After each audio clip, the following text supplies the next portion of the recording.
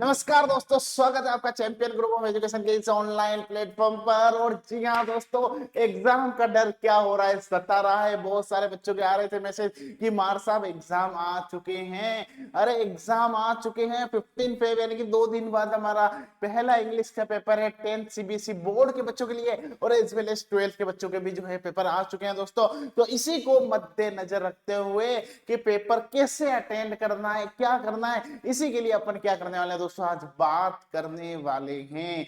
क्यों? क्योंकि paper attend करना बहुत इंपॉर्टेंट मैटर रोल करता है। और आज सभी बच्चों के थोड़े से हौसले भी टूट रहे होंगे, डर भी लग रहा होगा कि क्या अटेंड करना है, नहीं करना है, मार साहब पेपर कैसे करना है। तो इसी को दोस्तों अपन लेकर के आ गए और टूटते हुए अपने सपनों को क्या करेंगे, साकार करेंगे। इसलिए अपन एक लाइन आपके लिए पेश कर देंगे। टूटने लगे हौसले तो याद रखना, बिना मेहनत के तक तो ताज नहीं मिलते, ढूंढ लेते हैं अंधेरों में भी मंजिल अपनी, क्योंकि जुगनू कभी रोशनी के मोहताज नहीं होते। इसी के साथ दोस्तों दिल खोल के स्वागत है आपका। और आज की इस वीडियो लेक्चर में दोस्तों मैं क्या बात करने वाला हूं, मैं बात करने वाला हूं कि भाई पेपर को अटेंड करना कैसे, सीबीएसई बोर्ड के अंदर मार्किंग स्कीम क्या होती है, आपके जो जो डाउट है, क्या मार्क्स जो हैं वो इजीली मिल जाते हैं, स्टेप के भी नंबर मिलते हैं या नहीं मिलते हैं, इन सब की दोस्तों अपन क्या करने वाले हैं, आज बात करने वाले हैं। ठीक है, चलो। तो अभी obviously I know very well कि एग्जाम का टाइम चल रहा है बच्चों, तो अपन ज्यादा टाइम खराब नहीं करेंगे और एक एक पॉइंट टू पॉइंट सारी चीजों को डिस्कस करते रहेंगे। चलो तो देखो बेटा, सबसे पहली चीज, और इसी के साथ मैं आपको बता देता हूं कि अब इस वीडियो लेक्चर्स बेटा आते रहेंगे जो आपके एग्जाम के पॉइंट ऑफ व्यू से बहुत ही ज्यादा इंपॉर्टेंट है कि पेपर अटेंड कैसे करना है, पेपर का प्रेजेंटेशन क्या होना चाहिए, हर एक सब्जेक्ट वाइज भी मैं आपके सामने हर एक चीज को है प्रस्तुत करने वाला हूं। तो जल्द से जल्द आप एक बार चैंपियन ग्रुप ऑफ एजुकेशन के इस चैनल को सब्सक्राइब जरूर कर दीजिएगा। और इतना मैं श्योर कहता हूं दोस्तों दावे के साथ कि अब जब तक एग्जाम चलेंगे तब तक चैंपियन ग्रुप आपके साथ कंधे से कंधा मिलाकर क्या रहेगा दोस्तों, खड़ा रहेगा। ठीक है, चलो तो देखो, सबसे पहले क्वेश्चन जो होते हैं बच्चों के सामने कि मार साहब ने क्वेश्चन मार्क लगा दिया, क्वेश्चंस क्या क्या हैं। तो देखो मेरे लाल, सबसे पहला क्वेश्चन होता है मार्किंग स्कीम, कि मार साहब मार्किंग किस तरीके से सीबीएसई बोर्ड के अंदर दी जाती है। तो याद रखना मेरे टाबरो, मार्किंग के हर एक स्टेप वाइज मार्किंग होती है। कैसे होती है बोलो, स्टेप वाइज मार्किंग के अंदर आप याद रखना, जो भी आपकी बेटा मार्किंग होगी ना, वो कैसी होगी बोलो, स्टेप वाइज होगी। पहली चीज ये आप बहुत अच्छे से ध्यान रखना।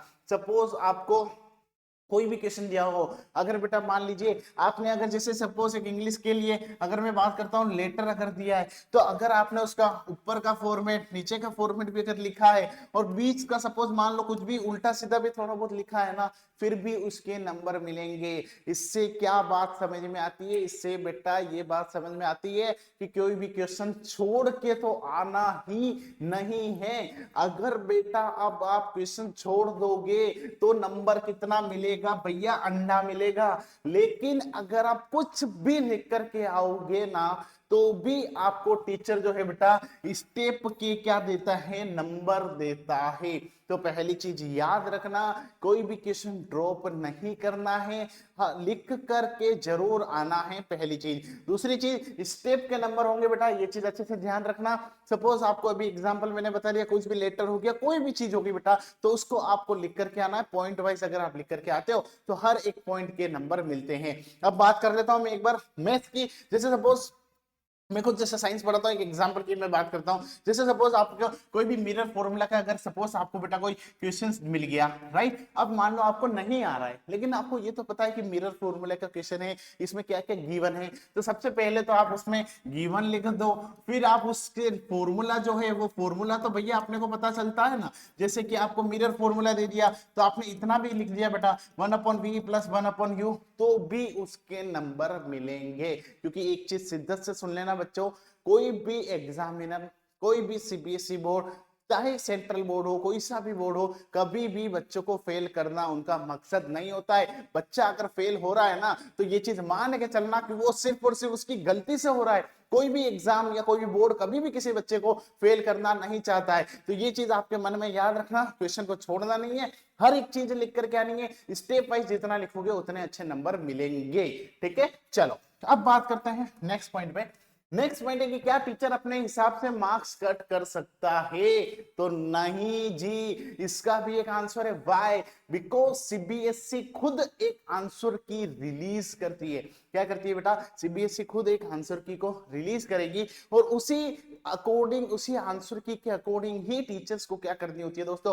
कॉपी को चेक करना होता है। तो आप याद रखना, कभी भी टीचर अपने हिसाब से मार्क को कट नहीं करेगा। ठीक है, तो ये भी आपको अच्छे से ध्यान रखना है। उसके बाद अगला क्वेश्चन आता है कि मार्किंग इजी होती है या हार्ड होती है? ये बहुत बड़ा सवाल होता है कि सर बोर्ड के अंदर मार्किंग कैसी होती है, क्योंकि इतने समय से अपन इंतजार कर रहे हैं।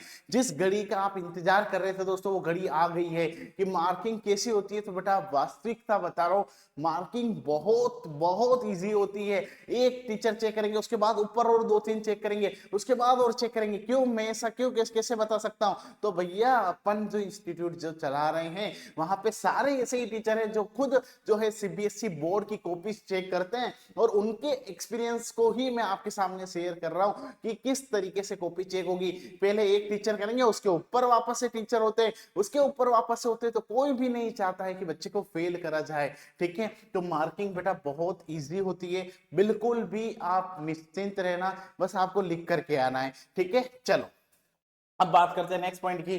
ठीक है, मार्क इंक्रीज करने का जुगाड़ क्या है? ये सबसे मेन चीज आएगी, क्योंकि मुझे पता है बेटा कि पढ़ तो बहुत लिया है ना, पढ़ते तो सभी, लेकिन मार्क्स जो हैं वो कुछ तरीके से आते हैं। तो उसका जुगाड़ क्या है? देखो देसी जुगाड़ में बता रहा हूं। एक चीज सुन लेना, अगर टीचर को आपकी कॉपी चेक करने में कष्ट हो रहा है, तो ये चीज कहीं ना कहीं मान के चलना कि वो आपको नंबर में भी कष्ट देगा।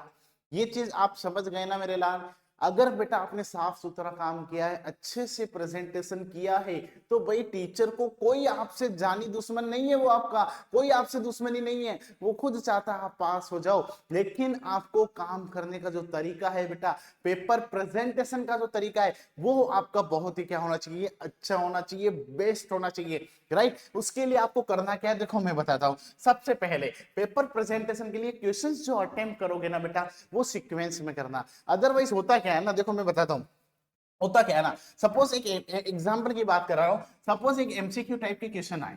ठीक है, सीक्वेंस हो गया 1 2 3 4 5 इस तरीके से, जो भी है एग्जामिनर जैसे चेक करेगा। सपोज एक आंसर है ए बी सी डी, ठीक है, ए मान लो ये इसका आंसर है।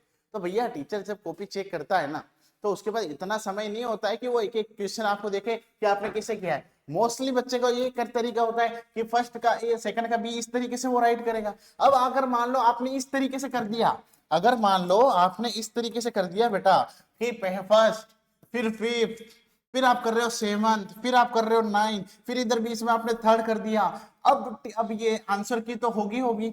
अब टीचर को चेक करना कर रहा है, हाँ फर्स्ट ये रहा, सेकंड का इसने लिखा है ए, थर्ड का इसने लिखा है बी, फिर आ गया सेवन। अरे टीचर को अगर परेशानी होगी ना, तो नंबर में वो आपको परेशानी देगा। ये चीज कान खोल के सुन लेना, टीचर को अगर कष्ट दिया तो नंबर में कष्ट होगा। ये चीज स्वाभाविक सी बात है, क्योंकि वो खुद इरिटेट हो जाता है, उसके पास इतनी सारी कॉपीज होती है ना बेटा, वो खुद चाहता है कि जल्दी जल्दी जल्दी जल्दी हम कॉपी को निपटाएं।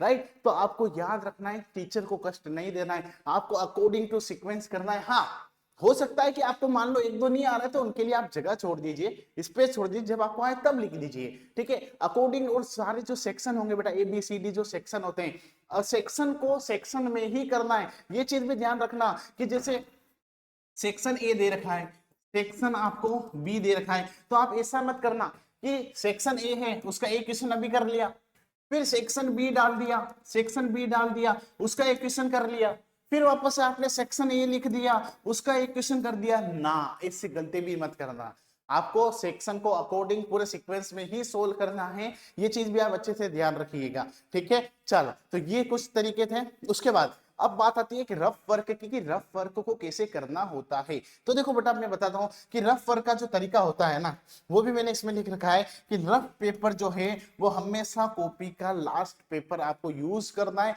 और उसके ऊपर मेंशन करना है कि this is the rough page, कि ये आपका रफ पेज है। आया समझ में सीन? तो ये भी बात बेटा आपको अच्छे से ध्यान रखनी है कि रफ पेज को हमेशा लास्ट में यूज करना है।